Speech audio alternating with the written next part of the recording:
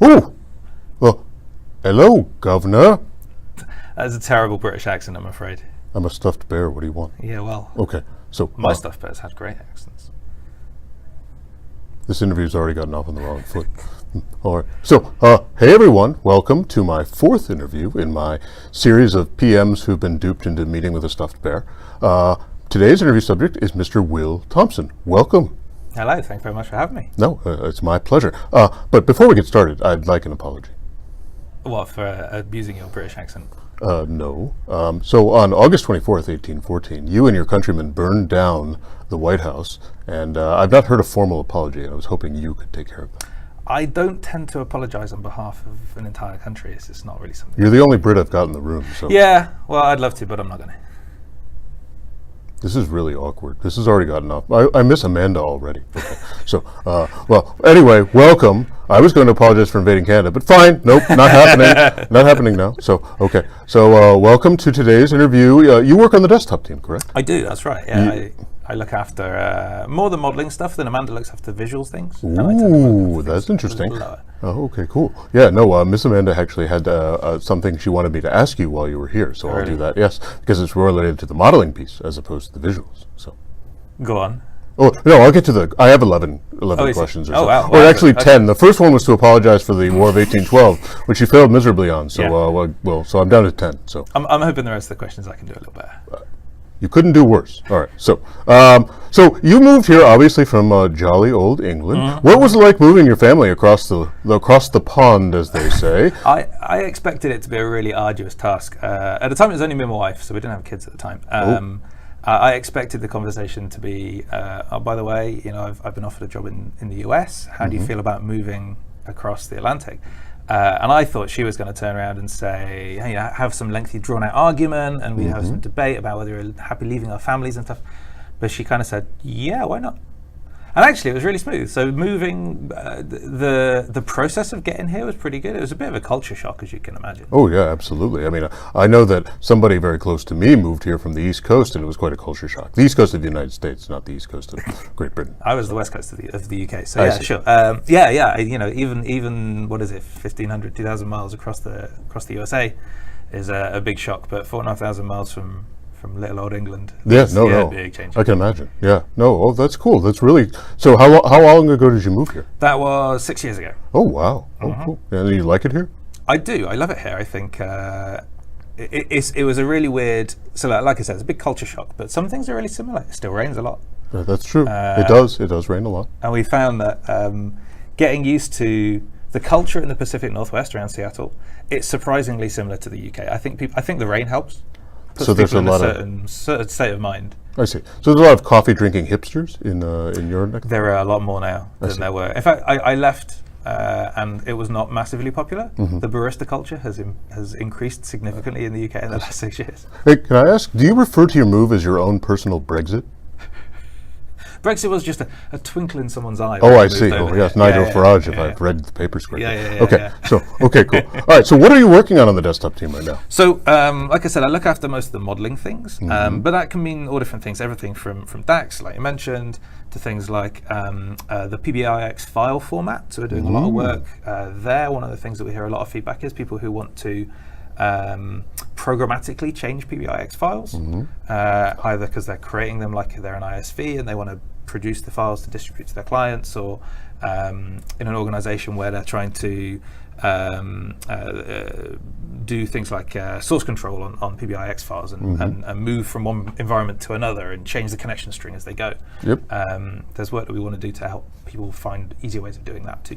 Or you could tell them to use RDL because we've already done all that hard work. Yeah, exactly. It's nice having a separate file that you can go and manually change. Really useful. No, RDL is very cool. Okay, so the question around modeling, so Amanda said she didn't like DAX, but she thought you might have a different answer. Do you? I like DAX. Of course I do. Okay, that's the wrong answer, but sure. So why do you like DAX? Well, I find, so you have to understand, I'm a weird person. Yes, you're talking to a stuffed bear at 1:15 in the afternoon. So. Most people will agree that I'm quite weird. I started my career as an MDX practitioner. Like I started off in the AS world and kind of got my head around multidimensional format. And then I moved to DAX, and I was like, this is totally different. I don't understand this. And I'm passing tables and filtered sets of tables together. And it took me a lot to get my head around. But as I did, I realized how flexible it can be and how powerful a language it can be to do simple things, but also do really complex things. And I know there's a big learning curve. Everybody says that DAX is hard. I think the simple stuff is really simple. And there is a bit of a gap as it goes to understanding, like, how do I use everything from calculate to all variants on calculate and passing filtered sets of tables around. It does get complex. It does, yes. Calculate is very important. I've been to Mr. Rob Colley's class, and he talks about calculate quite a bit. There's a great video out there from two very well-spoken, one very well-spoken Englishman and one very well-spoken Australian gentleman that they call DAX 50, and it's like a super simple, like less than 100 level introduction to calculate. Nice. So it's a good one to look out for. That's me and Matt Allington. Oh yes, I know Mr. Allington. Oh, Yeah, that's pretty cool. Oh, okay. All right. Well, there are other ways to learn DAX as well. You know, or not do it. That's what I've chosen to do. No, you could do. No, that's T-SQL. I never got T-SQL. It's weird. This is the problem. I never understood how to write T-SQL. I guess if it's anything more complicated than select star, it's out of my league. Wow. We really should talk sometime, because This is why I really like the query builders that we've got in things like the reporting services query builder was great, particularly the way that you can build DAX. Yes. It's interesting how that feature landed there out of all the different tools. I know. So, to the point around the desktop and some of the things you're working on, how come there's not a single version of desktop, say, for both the server and the service? It's a good question. It is. It is a very good question. I think we see people using the RS server version still to generate PBIXs that they end up uploading to the server. Yep. And I'm certainly not against the idea conceptually of having one that does both. Yep. I think we just haven't been able to find a good kind of a good experience for helping people understand what they're doing in one versus the other. And the fact that there are feature differences in the two places that you can publish those reports to also mean it's hard to find out, I'm building a report and I'm using a feature that might only be available in one place versus the other. Are we going to stop them from building that thing in desktop? Do we just stop people when they try and publish it to one place or the other that doesn't support it? There's some weird experience questions that we haven't figured out. Maybe we'll get there eventually. My plan to put you on the spot failed miserably there, so I was really hoping for something. But that was a very eloquent answer for a tough question. I've had very well done. Answering that question. I get it a lot. So speaking of a single tool, do you think people would like to create both paginated reports and Power BI desktop reports in a single tool? In a single tool. It's an interesting one now. So I'll give you I'll take my official Microsoft PM hat off for a second. I thought that was happened the moment you walked through the door. I'm talking to a stuffed bear. I was about to say, this is pretty informal. So I think RDL reports, paginated reports, are really good for a few key scenarios that PBIX reports don't support. Things like I've got an arbitrarily long list of things that I want to go and print out or put into a report that don't necessarily fit onto a fixed space on the screen. Yep. The most common scenario where we run into that in the PBIX world is export. I've got a visual and I want to see all the underlying data for that. Yep. I think there's a great use case where we could explore where the thing that gives me that I get when I export that is a paginated report. Ooh, I like that idea. One, right? No, it is. It's a very good idea. The other one would be more detailed reports, like master detail reports, where maybe the thing that I'm getting that maybe like is embedded inside a PBIX report is something that was generated through RDL. Yep. So there's a few other scenarios like that. Now the question of whether do I just have one place where I can go and generate a PBIX report and also generate an RDL report side by side? Why would I do that in the same place? Why not have two tools for that? But for those scenarios where PBIX reports are not ideal, then yeah, let's think about putting RDL in there. Can I play devil's advocate for a moment? Go for it. Okay, so sometimes as Paginated Report Bear, I'm out and about and I hear Tableau has a single tool. Why don't you guys? Well, Tableau don't have a single tool that does all of these things equally well. Ooh, a little shade at Tableau. Good thing your PM hat is off. I'd say that if you're looking to build choose the right tool for the job, right? RDL reports do great things with certain structures of data and certain things like having multiple data sources, and when you want to lay that data in certain ways. And the PBIX file does great things with very interactive reports. And choosing those two things, I don't think it should be it shouldn't be trying to force these two things together. It's okay to have two places to go and build those things for those different purposes. Now, the front end and the consumption experience for somebody should be seamless. As I'm just going and I'm looking at my summaries and I'm slicing and dicing, I find something interesting, I can drill to the details and just seamlessly navigate to an RDL report. Yep. Or conversely, if I'm looking at an application that covers lots of different data, but it's just different ways of looking at the data, the entry point to these things should be the same. But I'm not sure the design experience needs to be the same. Interesting. I'll provide that feedback to your manager accordingly. No, I'm just kidding. So, do you think then that both tools could be shipped as a single installable? Say, like Office has PowerPoint, Word. If you call it the Microsoft BI Suite. It's an interesting one. Yeah, so I started my career in the BI world quite a long time ago, and at the time we had a few different tools. We had something called Report Builder, which you're very familiar with. We had something called Performance Pointer, which you may also be familiar with. Oh, very much. And ProClarity even was still around then. And I think we had those conversations then as well about, is there a way that we can have all of these three tools which do different things and are useful in different scenarios, shipped as one BI wonderful thing. Sing it, sister.